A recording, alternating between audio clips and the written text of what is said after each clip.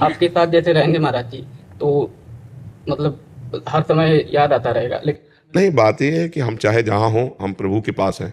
कोई ऐसा स्थान नहीं जहाँ भगवान ना हो, समझो बच्चा।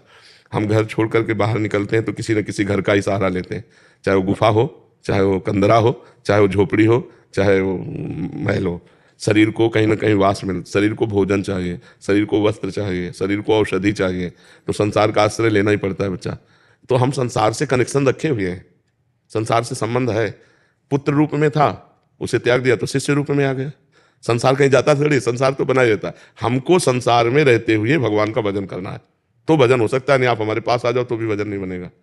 वहां से तुम्हें यहाँ का चिंतन होगा, यहाँ से तुम्हें घर का चिंतन होगा। वहां हो तो वृंदावन का चिंतन हो रहा, बढ़िया है।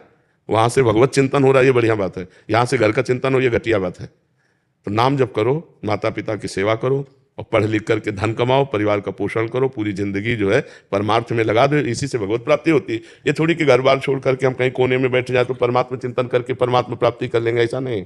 सब संत महात्माओं को लगना पड़ता है संसार में। जो तुमने भजन किया, जो तुम ज्ञान प्राप्त किए, दूसरों को दो, फिर यहाँ से जाओ।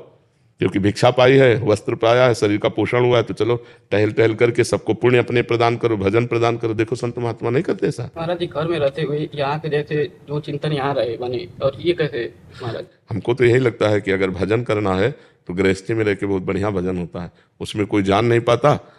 और अब मेहनत करे, माता पिता की सेवा करे, परिवार की सेवा करे, राधा राधा जपे, कोई परेशानी थोड़ी।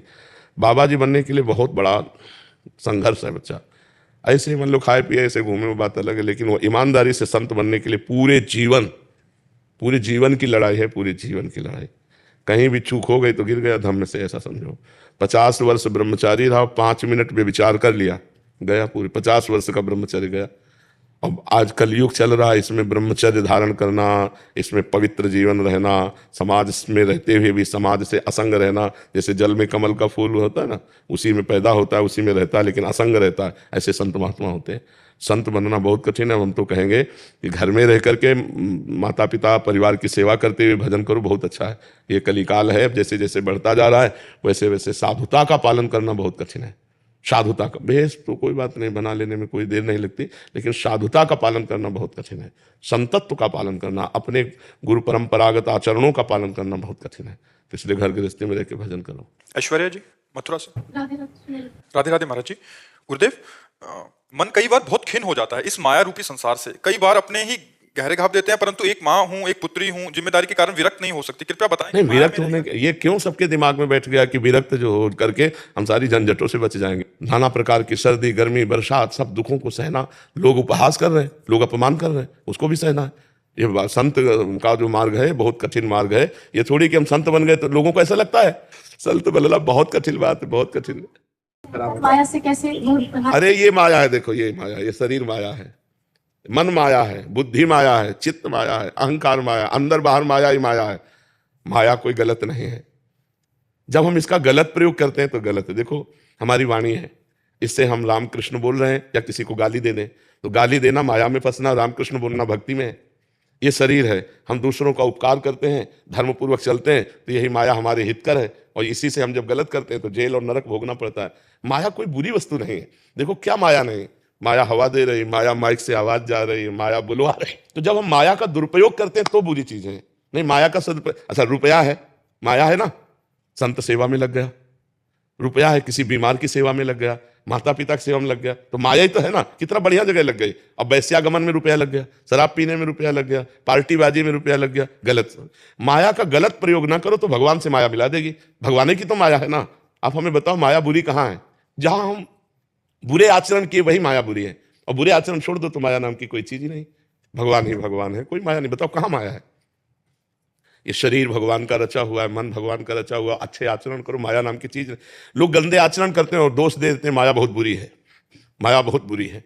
नहीं, माया बुरी नहीं यार, तुम बुरे हो, तुम बुरा आचरण करते हो। नहीं तो माया के पास दोनों डिपार्टमेंट है, अच्छे भी हैं और बुरे भी हैं। तो बुरे मत बनो, अच्छे बन जाओ। तो देखो तुम्हें ये कपड़ा है, ये कपड़ा ही तो है ना। तो क्या कपड़ा केवल पहन लेने मात्र से माया मुक्त हो जाएंगे क्या? ये भी तो माया है, ये भी कपड़ा भी तो माया है। बात समझना है। अब हम अच्छे कपड़े पहन करके भगवान के अच्छे मार्ग में चल रहे हैं तो नमस्कार। वही कपड़े पहन करके पाखंड करने लगो तो पिटोगे, निंदा होगी। तो हमें समझना है कि दो मार्ग हैं, एक गलत मार्ग, एक सही मार्ग। सही मार्ग में चलो तो माया माँ की तरह सहयोग करके भगवान के पास पहुंचा देगी, और गलत कार्य करोगे तो माया जो है वो तुम्हारे ऊपर शासन करके तुम्हें नरक और नाना प्रकार के दुखों में फंसा देगी। तो जिन लोगों का ऐसा मानना है कि यार सब झंझट से मुक्त होकर बाबा जी बन जाओ, वो कायर है। नहीं, ऐसा नहीं। बाबागिरी बहुत मेहनत का काम है। हम कह रहे हैं 5 मिनट आप बाबागिरी वाला काम करो, 5 मिनट अपने मन को एक नाम में 5 मिनट लगा के दिखाओ, हटने ना पावे 5 मिनट, तो फिर पता चले बाबागिरी क्या। 24 घंटे परमात्मा में चित्त को लगाना और सबकी सहना, हर दुख सुख सहना। आप क्या समझते हो केवल भोजन की जरूरत है क्या?